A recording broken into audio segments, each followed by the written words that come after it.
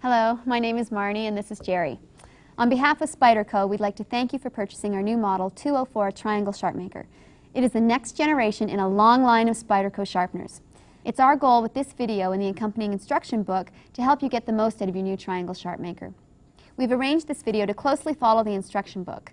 What we could only show you with pictures in the book will be covered with live action here.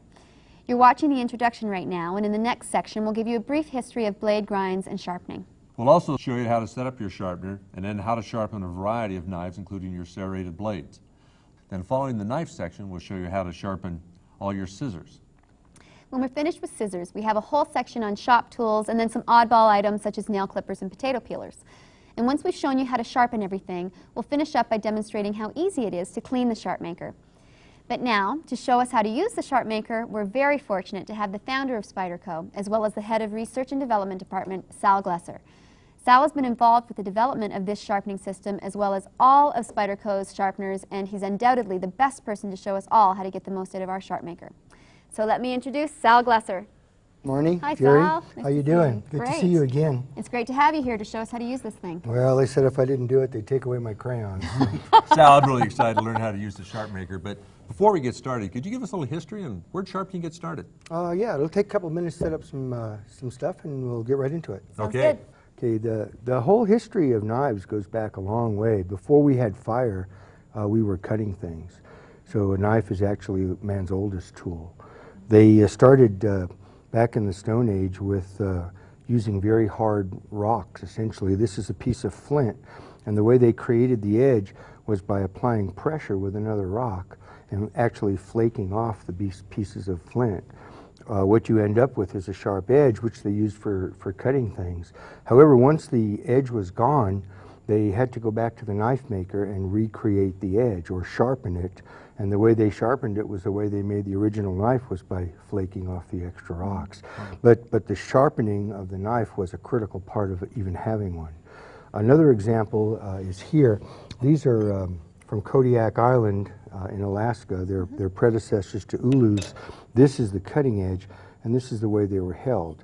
And they used them for skinning animals or scraping or cutting food. However, again, once the edge was gone, they needed a sharpening stone, and it's funny that these three pieces were all dug up together out of an old dig.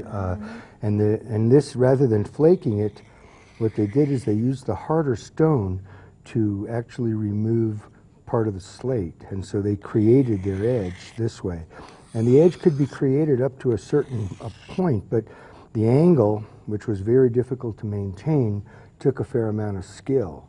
And even in modern days, we use natural stones. This is an Arkansas stone. It's a piece of novaculite, and it's quite hard. It's harder than any metal, and so they can use it to remove metal. But again, you still had to maintain your angle. So if you were sharpening this way, if you changed your angle even a little bit, it changed the edge, which made it even more difficult to try to maintain a consistent angle. So consistency became the goal. And about 150 years ago, people discovered that the inside of a crock pot, if you set your knife in there this way, you can see that the curve of the pot actually creates a consistent angle. And by running your knife on the inside of the pot, you could actually sharpen the edge consistently, because the crock was harder than the steel, and you could actually create an edge. Now, this concept went a little bit further. A man named Louis Graves created a piece of porcelain, very much like this, only more modern, and the V shape is designed to maintain consistent angle control. And the way that's done is, if you were sharpening this way, let's turn that stone up a little bit, and now we keep the blade straight up and down. And the straight up and down visual is the way we maintain the control. Now, from the early 70s on, a whole slew of various kinds of V sharpeners came into production, eventually ending up with this. This is the Tri-Angle Sharpemaker, the one that we produce, and it's probably the most sophisticated and the most versatile of the sharpeners on the market today. And again, the technique is keeping the blade straight up and down. And I'll show you how to do that in a few minutes. But it's the edge that we're concerned with a knife. Now there's a variety of different kinds of grinds that they'll use to create an edge. There's 4 basic grinds. One is called a hollow grind, and that's where they take your basic piece of steel and using 2 wheels they hollow out a portion. This is a hollow grind, and you can see where the steel is actually hollowed out on both sides. Oh, okay. And that's how you end up with an edge. A second type of edge would be called a flat grind, and that's where you start at the top and you just go straight to the edge. It's easier to see coming down one side and down the other. A third type, which isn't used much anymore, it's a double convex grind where you come around this way. Sometimes it's called an apple seed grind because of the actual shape. Back in Japan, they used to call it hamaguri-ba, 800 AD. That's how far back this goes. But in all cases, what you're trying to do is get to the edge. There's another type that's been used quite a bit. Recently, they call it a chisel grind, but this has again been around for many years. You'll notice that on one side it's flat or sometimes even a little hollow, Right. and the other side it's actually comes in this way. So you have the grind is just on one side. So what's the point of having different grinds? They're just different ways of getting to the edge.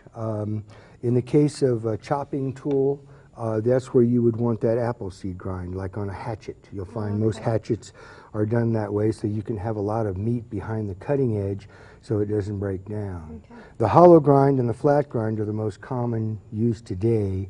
They're just two different solutions to the same problem, almost like Fords and Chevys. They have 2 different advantages. And the advantage of a chisel grind or a kataba grind is that when you're cutting food, this part gets right up to the part you're cutting, and this part throws the food off to the side. Oh, okay. So, but in all cases, what we're trying to do is create a very sharp edge. And what I'm going to do next is show you how to use this tool on a knife to create a sharp edge. I think most of us think a knife is just a knife. I know, it's amazing. Yeah, it is until it goes dull, and then you throw it away and go get another one, right? With this tool, you can actually make the knife sharper than it was when it was new. Is that right? And it's quite simple to do because of the angle control that started back here with the crock pot. Let me show you how this thing works and what it's all about. This is the lid. Everything is contained. There's 4 stones. There's 2 coarse stones. I'll explain those in a minute. There's 2 fine stones. Now, the easiest way to remove these is to grab the stone and just pop it out. Okay. And then these are the safety guards. Now, the stones come in coarse and they come in fine. They have corners and they have flats, and we're going to use all 4 of those surfaces. So as I go through those, I'll show you. These are brass safety guards, and we always want to make sure to use the safety guards. These will go right in here like this, and your stones will fit right in here. Now your stones can go in either with the flat side facing each other or with the corners facing each other. And there's other positions as well. The reason this works so well is because they're so hard. And I'd just like to give you an example of just how hard they really are.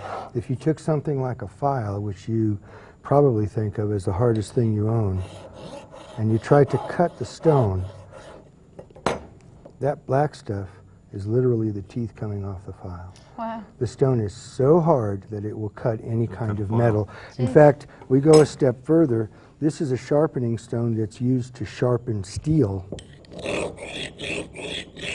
And you can see that our stone is actually considerably harder than this. This is a man-made stone. It's technically a synthetic sapphire, and it can be used to cut any type of metal. Now we're going to use 4 different steps or grits in order to get the knife sharp, and just because it's faster. Okay. The first position that we use is the 2 corners of the gray stones.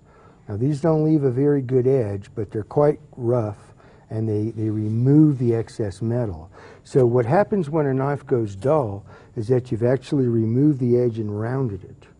And now we're going to remove metal on both sides until we restore that actual edge. Okay. Now these will wear. This is a utility stone, and they will eventually wear. In fact, when they have a little bit of wear on them, they actually will cut faster. So when I get a new set home, or what you should do when you get your set home, is take one corner, like the one opposite the groove, and just rub it alongside the other one just to crack the surface. Okay. Once the surface is cracked, you'll find that it actually cuts faster. It'll do it on its own anyway, but it'll do it faster that way. So step one is a corner of the gray stone, and we're going to use that to actually set our angles. Okay. And then we go, once we set our angles, we go to the flat side of the gray stone. Again, the same thing, but now we're going to work with the flat surface. This will make a knife about sharp enough to cut food or paper. We call it a utility edge. It's about the way most knives come from the factory. Step three is a corner of the white stone. That's a very sharp edge, butchers and barbers type sharp. And then step four is the flat side of the white stone, and that will give you a razor edge. Wow. Okay. Sal, on these you always want to use the flat side with the flat side and the edge with the edge. You don't want to mix them. Right, right. The sharpening process is keeping the blade straight up and down. The reason we do that is because that's where your angle control comes from. Like we showed you with the crock pot, that you have angle control. Imagine if you were sharpening a knife, it's difficult to see what that angle may be, but if we turn the stone up so that the angle corresponds to straight up and down, and now you've got a visual control over that position. So when you're sharpening a knife, you're going to start at the back and you're going to pull it towards you. Then you're going to start at the back and pull it towards you. Well, this is a very simple motion, and once people get pretty good at it, they don't pay attention. It's not the beginner that we worry about, and while we have guards there, it's the person that's already used it for a while. One possibility is this. Now that will surely cut your hand if that nice soft brass wasn't there to stop it. Sometimes people will do something like this. Or if you have a big kitchen knife and you pull it over and do something like that. The guards are there to protect your hands, and we would like you to use them at all times.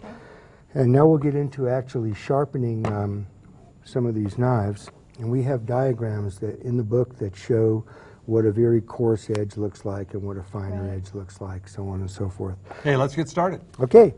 The coarse stones are the ones that we'll use first, and I got the cameraman's knife, and you can see where the sharks were biting at the edge.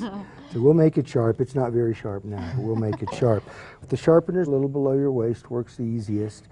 Thumb on top of the blade, and what we're going to do is keep the blade straight up and down. The angle is already built into the stone, so as long as we keep the blade straight up and down, we're going to get a perfect angle. And we just start alternating stones, just like this. Go from the heel and pull it towards you so you come right to the tip. Now in the beginning you won't know when to go from one grit to the next grit, so we have you counting strokes. About 20 strokes on each of the 4 steps, and you should be shaving sharp. But I'll show you how to test each one. So that would be 1, 2, 3, like that. Let's just give this a few strokes. We're cutting a little bit of steel off the edge of the knife each time we go down until we restore that edge. We're going to bring that edge together. Okay. Now the easiest way to tell if you've brought the edge together is to set it on something like your fingernail, and if you can draw it all the way across without it sliding off, then you know you set the edge. That's where that rumor came from about checking drag on your fingernail. It has nothing to do with drag.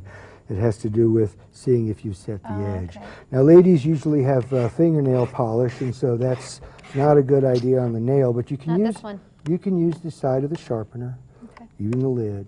You can use a piece of Tupperware, but all you're trying to do is make sure that you brought those 2 sides together. Once you brought the 2 sides together, then you go to step 2. That's the flat side of the gray stone, but everything else stays the same. We're taking, again, a little bit of metal off each side, but because we've gone to the flat surface, this kind of softens the pressure, which gives you a more refined or finer edge. And you're doing 20 strokes again 20 strokes again here, and that'll give you an edge that's about like a new knife. We call it a utility edge, you could call it a factory edge, and frankly that's all my wife ever uses in the kitchen. She says, I don't need to shave tomatoes, I just need to slice them. Cut hair. And the gray stone will give you an edge that's actually sharp enough to cut paper or cut food. Then we go into the white stones. Now the white stones are a professional grit. They're oftentimes used by machinists, by dentists, by a variety of people that really need a fine finish. Step 3 is the corner of the white stone. And just as we showed you before, the motion is the same. We're cutting a little bit of steel each time. Now with the white stones, you can actually see the steel because the steel is black. If you look right on the corner of the stone, you'll see a black line forming. That black line is the steel that's coming off the knife.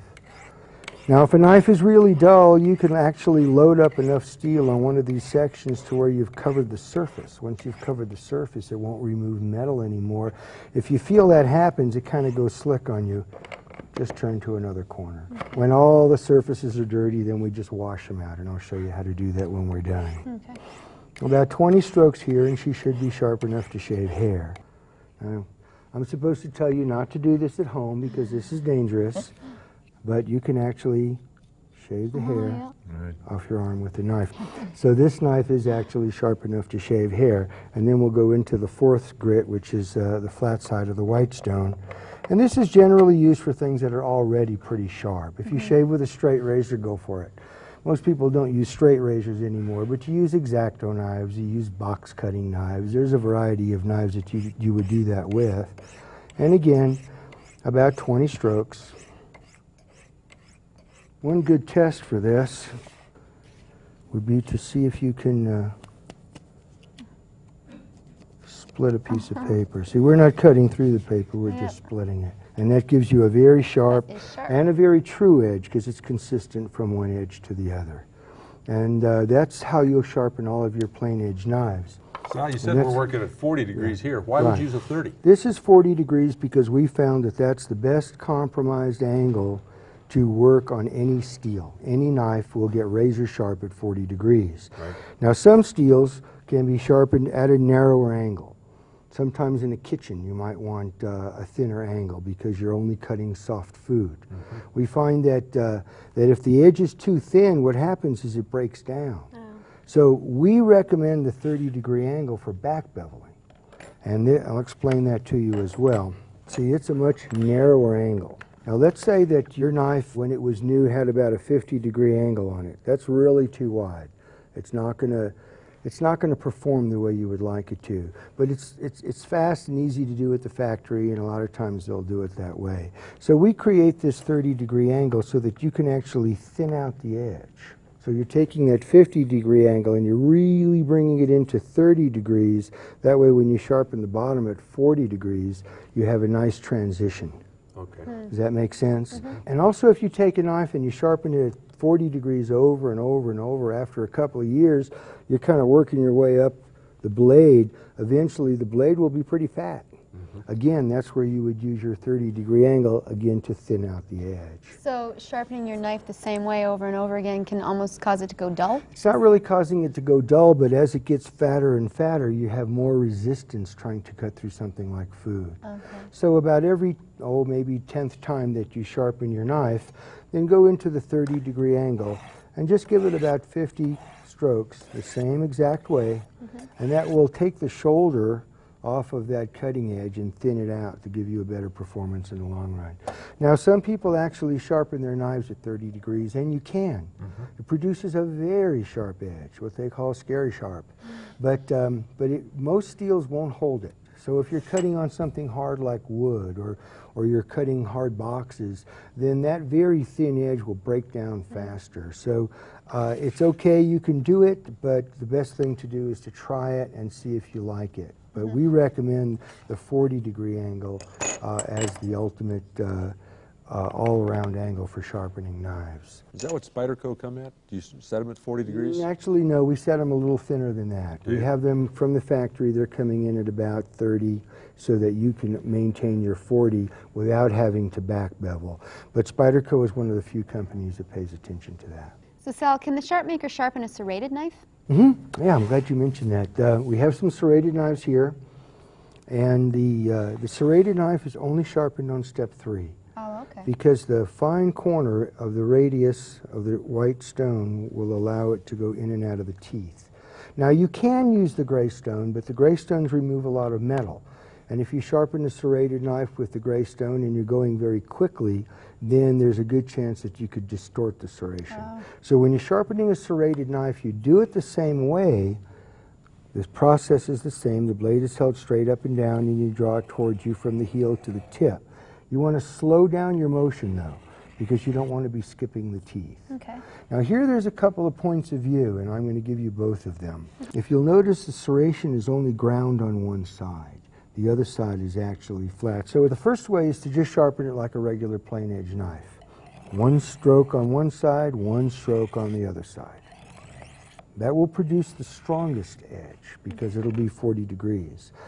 It won't be quite as sharp as that very narrow edge that it came from the factory. Some people like to maintain that. The way to do that is to sharpen about 3 or 4 strokes just on the side that it was ground. Okay. Now what that will do is cause a little burr to form on the other side.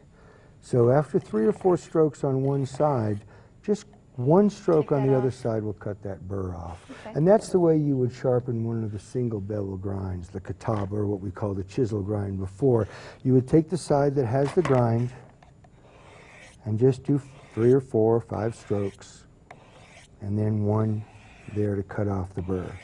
And that way you can maintain a very sharp edge. With the serrated edge knife, what you're trying to do is actually sharpen with the inside of the tooth, and that's what the stone allows you to do, get inside of there. Well, that doesn't look too hard. Can I try it? Sure. Okay. So I hold it just like I would to slice a tomato? Okay.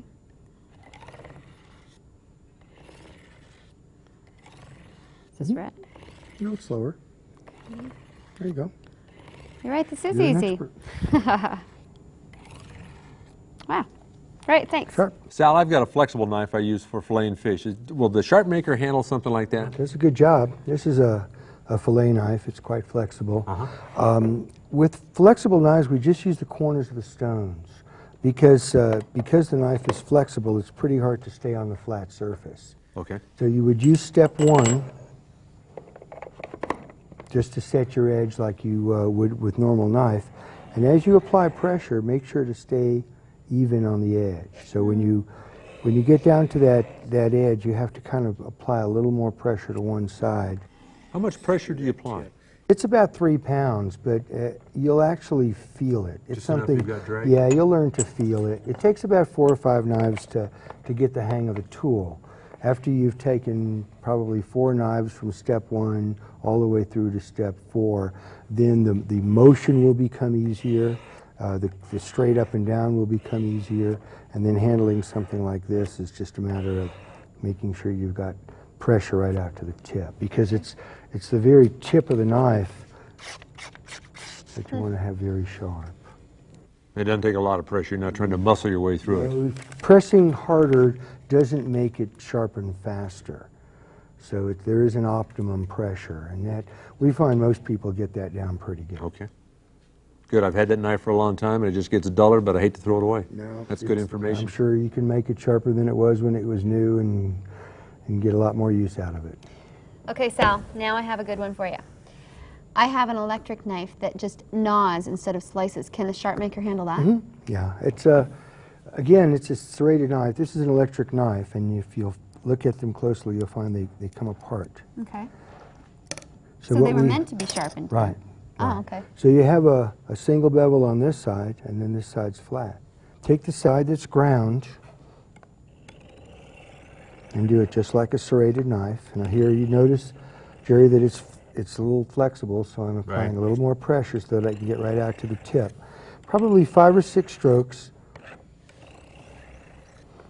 and then just lay it right flat on there. The other side, lay it right flat on there, and just go right down.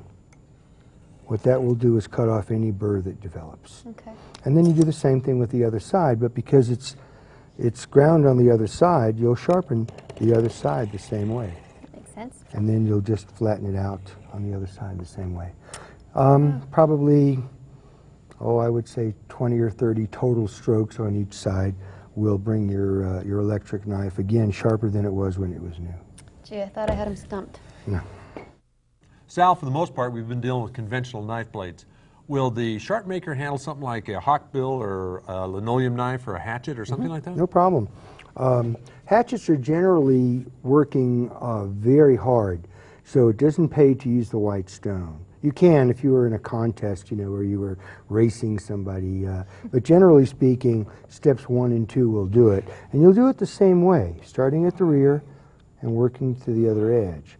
And again, I would use the corner of the stone until it'll catch your nail or catch the side of the sharpener, and then you go to the flat side of the stone and just continue on the flat side of the gray stone until it'll cut a piece of paper. Okay. That's about as sharp as you're going to want to hatch it, because it's you start hitting wood, that very fine edge breaks down very quickly.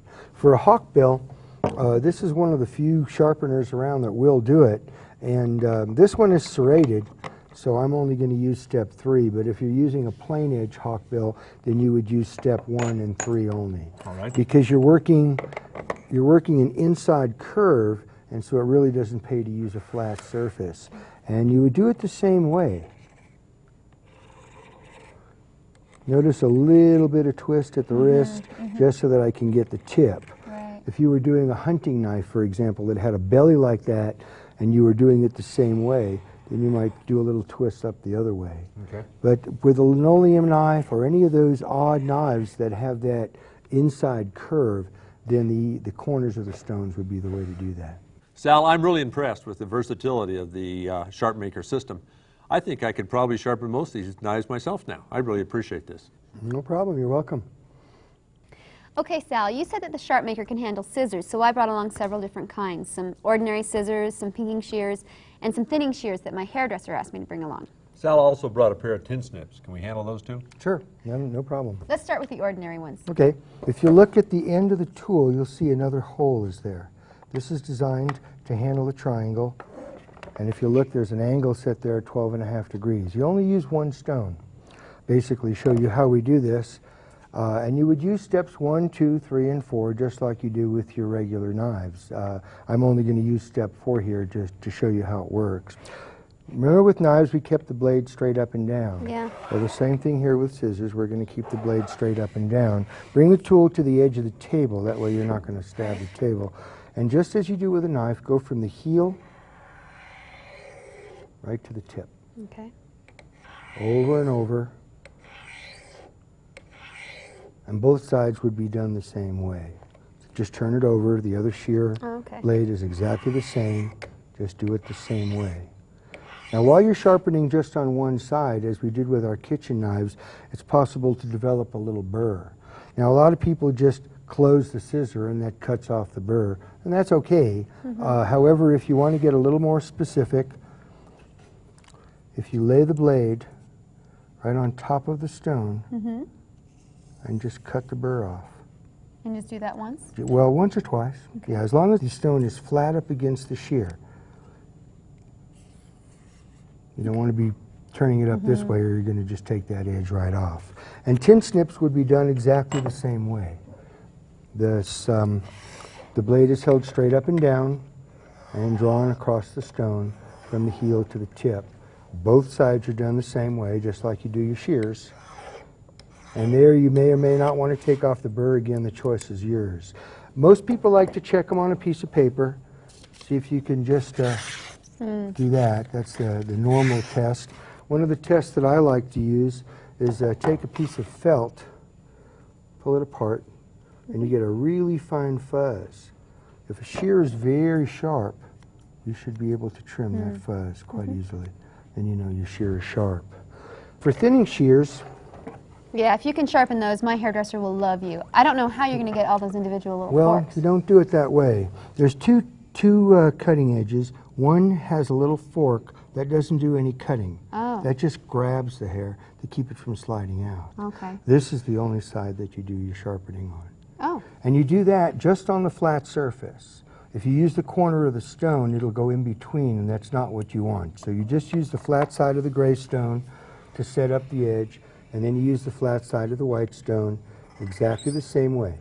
Just from the heel to the tip and just coming right across. Okay. And again, you can deburr using the same method of laying it flat and then just coming right across. Okay. Now, pinking shears are a little different. Yeah, those pinking shears are so dull, they just gnaw the material instead of cutting it. It's possible to put the stones right there. Oh. And this is higher than the top of the handle. Now with a pinking shear, you've got a flat surface on the bottom of both sides. Okay. That flat surface is laid right across the top. And just keeping it straight up and down, come right across from the heel right to the tip. Okay. And again, both sides are done just like you do your regular shears. Now I usually use the gray stones until they're sharp enough to cut a piece of paper. Just continue sharpening on the gray stone until they'll cut paper. And then I go into the white stone, and I use the white stone until they'll cut a piece of felt or silk, something really hard to cut. Now there are some shears that have a very thin angle, whereas most shears would be set at 12.5 degrees. A pair of professional barber shears, for example, will generally be sharpened at a much thinner angle. So rather than keeping the blade straight up and down as you would for a regular shear, you kind of lay it over until you find that angle, and then just sharpen along that angle the same way that you would a regular shear. And again, you would deburr the inside the same way that you lay would. it flat. Right. So you have to do that kind of by feel to find the flat Yeah, spot in but the blade. normally it's a pretty wide angle, so it's easier to find. Geez, this is great. We're learning a lot. Sal, before we get started on the shop tools, this is an old razor my dad had, a straight edge. Can we sharpen something like this? Sure. A little bit of education here, so let's show you how it works. The little hook at the back is so that you can hold it this way. Now it's generally these three fingers and your thumb that are working the blade. The handle is just kind of out there. It allows you to get to all the little areas that you need to. Okay. The only purpose of the handle is to protect the edge. And when you get one of these sharp, you don't touch them. And I'll explain why in a minute. If you look at it closely, you'll see that there's that hollow ground we talked about earlier. The spine of the razor is thicker so that when you lay it down, the angle created by the thicker spine is perfect at the edge. So when you're sharpening, you're actually leading with the cutting edge like this. You always lead with that cutting edge. You go back and forth, laying it flat until you get a pretty good edge, something that'll shave hair off your arm, for example. Okay. But at that point, it really won't do a good job on hair on your face. You have to strop it. And in the stropping process, what you do is you take the softer steel that this is made out of, and you bring that burr out. And that's done using a leather strop. Some people will use a fiberglass or various types of strops are made, but I always prefer leather. And you strop the opposite way that you sharpen. You trail with the cutting edge. And what you're doing each stroke is you're pulling out a little bit of that burr. Now under a microscope, that burr might look like a briar patch, but that's what works the best when you're shaving. But because it's a very, very thin burr, if you were to touch it, for example, with your finger, you would bend it over and you'd have to go back to square one, even if you break it off. Okay, now that it's sharp, how am I going to test it without having to actually shave with it? Tomorrow morning. I'll give it. We'll see That's what the way happens. to do it. Hey, thank you. Well, if you two are ready, let's round up some shop tools and get to work. Can we start with the chisel? Sure. In fact, chisels and planer blades are very similar, so let's work with the two of them together. You have a flat surface on the bottom and then that single bevel on one side. And that's what they referred to earlier as that chisel grind on a knife. That wasn't really a chisel grind, it's because of this. Now generally, we'll work the area on the bottom. There's two little slots in the bottom of the sharpener, and the stones will fit right in there. And that gives you a larger flat surface. The first thing you want to do with a chisel or a planer blade is flatten the bottom. And this doesn't require any special technique. It's just a matter of going across the stones until you've taken all the burrs and everything off the bottom. Then what you're going to do is reproduce that angle, like there, and then from one side to the other, actually go across and sharpen the entire blade. Now we have another way of doing that. You can actually put the guards in, and whether or not this is easier for you, it depends on which you prefer. But here you can actually do it the same way. And with a planer blade, you would do it the same way. You would first clean up the bottom so there's no burrs and you've got a nice flat surface on the bottom. Match your angle, go from corner to corner, just right across. Now I start with the gray stones and I continue using the gray stones until, like pinking shears, they'll cut a piece of paper. and then I'll use the white stones until they'll shave hair. Nice clean edge is what you want. It just makes it a lot easier to do the job. That looks great. My dad's a woodworker. Would this sharpen a wood gouge? Yeah, you can do wood gouges as well. And here we've even found some other tricks that we've learned from some of our customers. We've got the little grooves there that we use for hooks. I'll show you that later. But on something like a round gouge, for example, the corner of the gouge can be placed in the groove, and you can rotate all the way around. The inside of the corner is what you would use to go inside and clean up any burr that might have developed there. I've been using a belt sander for wood gouges, so I don't need to do that anymore. Well, a belt sander takes off a lot of metal and Yeah. sometimes makes it hot. You get it too hot, you change the heat treat to the edge. How about things like paddle bits, wire cutters, or router bits? Okay, let's get into those. Now remember I showed you the material is very hard. It's capable of cutting any type of metal. Here in a situation like that, you would use it as a file. For example, on a paddle bit, the area that you're going to sharpen is here and here. Those are the areas that do the cutting. Now it won't cut your skin, it's just too smooth. So you can actually use your finger as a guide to maintain an angle, or you can slip it into a vise and tighten it up and just do it that way. Just continue stroking until you've got your edge. Do all 4 strokes. Some people also like to get the tip. This one doesn't have a really sharp tip.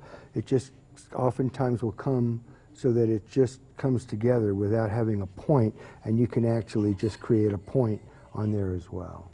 On a router bit, I like to use the tool just because it makes it, the base with the tool, just because it makes it a little easier to work with. Sometimes they'll be just like this. Sometimes they'll have a little roller. In the case of a roller, remove the wheel. And you would just lay the flute right over the top. Now these things oftentimes are grimy with all kinds of wood pitch. We found that ammonia will clean the wood pitch off. They'll come out clean as new. So just get a little jar of ammonia, throw your router bits in, let them sit in there for a few hours. They'll come out clean. Otherwise, you're just going to clog up the stone with the pitch. And lay it right over the side. Sharpen it while watching television. It doesn't require a whole lot of effort. Just lay the flute right over the side of the stone, keep it flat, and go back and forth. Naturally, you would do both sides. How about something like screwdrivers? Screwdrivers, well, screwdrivers don't need to be sharpened, but what happens is that when you're working with screws, oftentimes they'll bend or they'll lose their shape. They just change. Okay. And again, using your vise, lock them into position, and using the tool as a file, just get right inside the groove and clean off all the burrs that are built up inside. With a flat edge screwdriver, the same method works, but you're not trying to get inside the Phillips part of the burr. You're just trying to, again, clean up the area here. So just flat across the top is all you're after. Oh, okay. And just continue to do that until it's the shape that you want. Hey, Sal, the screwdrivers look great. Now I won't have to throw them away for another 5 years. Okay, now I have another one for you, Sal. Well, you mentioned wire cutters as well. Let me okay. get those as well. Here again, you've got a very hard stone, you've got a very hard piece of steel, but the stone is harder. The area that you're going to sharpen is inside here and inside here, the same as you'd use for a cuticle nipper, for example. By using your finger as a guide, it's possible to maintain a consistent angle because it won't cut your skin. And you want to make it sharp enough to cut a piece of paper. Hey Sal, the other day I was at my dentist's and he was telling me he was looking for a better way to sharpen his dental tools. I told him that I would be working with you in the Sharpemaker, and he was wondering if the Sharpemaker would be able to sharpen dental tools. Yes, actually we saw quite a few ceramic stones to dentists. They're not always in this shape. We have a variety of different shapes that we produce, but with your dental tools you're going to be using the stone as a file and you're going to be using your finger as a guide, so that you would set the angle and your finger in position and just go down the stone. It's better to go just in one direction, leading with the cutting edge, because you're less likely to be rocking it than if you go back and forth. Any of the surfaces will work. Some dentists prefer the fine stone, some dentists prefer the coarse stone, so they'll actually have to try both to see. A chisel would be that way, something, or a scaler, something like an Explorer, you would use the little groove in the side of the stone and just handheld and rotate. Okay. You want to get as much a rotation as you can all the way around. These are used for exploring, and so they're not really poking and scraping so much as they are just checking out things. Sal, if we're doing pointed tools like this, can we do awls, darts, needles? Yeah, and I've got some examples here. There I prefer to use the base because, again, we're looking for consistency, and by using the hole there, for example, with a dart, you can keep it straight up and down just like you do with a knife as you rotate it. And that will give you a nice concentric point.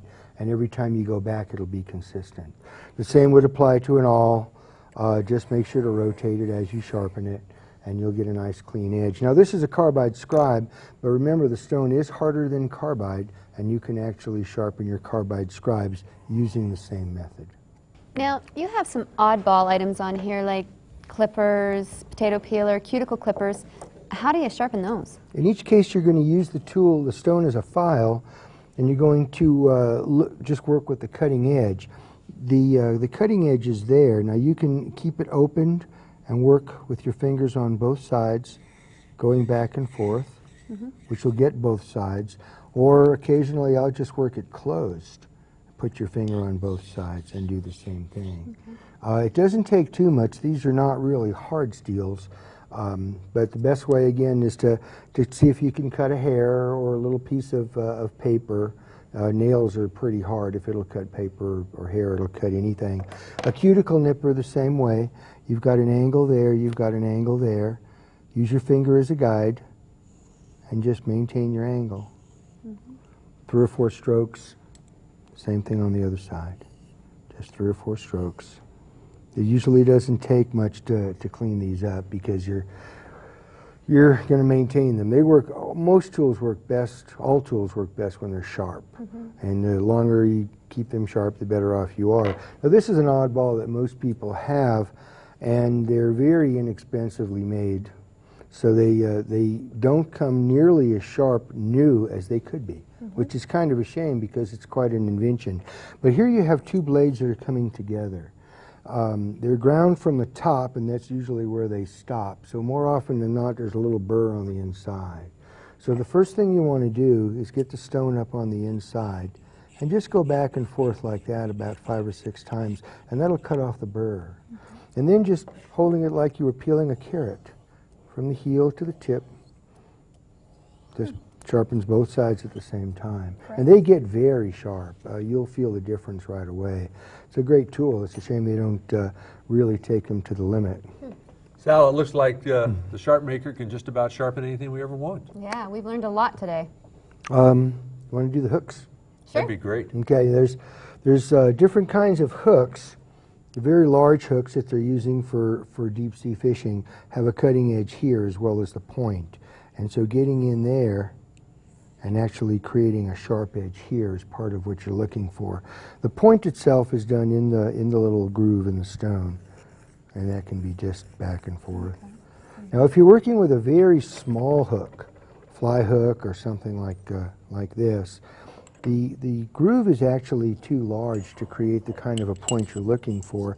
So you put the 2 stones together, and then right in the area between the 2 stones, that's where you'll sharpen that. They come down to infinity, and you'll get a very, very sharp point. Great. So Sal, what about the care and feeding of the Sharpemaker? How do you clean it? Well, it doesn't require a lot of maintenance. There's not much that you can do to it. You're putting steel into the stone while you're sharpening. The only real maintenance is to remove the steel from the stones. Come here, I'll show you what I mean. The gray ones will hold a lot more steel than the white ones. I usually wash these when they're starting to get my hands dirty, and the method for washing the 2 of them is the same. Get a little scouring pad that you would use to scour your pots and pans or your dishes. Any type will work. Little cleanser, abrasive cleanser, again, any type will work, and just simply scrub back and forth until the steel comes out. You can also put them in a dishwasher. You can put them in an autoclave. You You can put them in an ultrasonic. That's what the dentists use. Anything that will clean the steel out will work. And just a cleaning, and rinse them out, dry them, and go right back to your sharpening. That's the only Great. maintenance required. No Easy. oil or water when you're using them, so it's a nice clean system. Great. Let me show you how to put this thing back together. The little slots on the side of the bottom are for one set of stones. They just snap in. And then the safety guards drop right in that little groove on the top. The core stones go in on top of the safety guard. And the lid holds it all together. Nice and easy. Sal, this has been great. I sure learned a lot and appreciate it very much. Yes, thanks a lot, Sal. Well, thank you very much. Hope this sharpens up your lives. Thanks. Remember, you can use this video and the instruction book together or separately to guide you through the steps needed to sharpen whatever you need sharpened. The sections of this video closely follow the sections of the instruction book. We did that to make it easy for you to find the information you need when you need it. You can easily fast forward or rewind to any particular part you want to review at any given time. Please follow the instructions and really make the Sharpemaker work for you. And remember, safety first.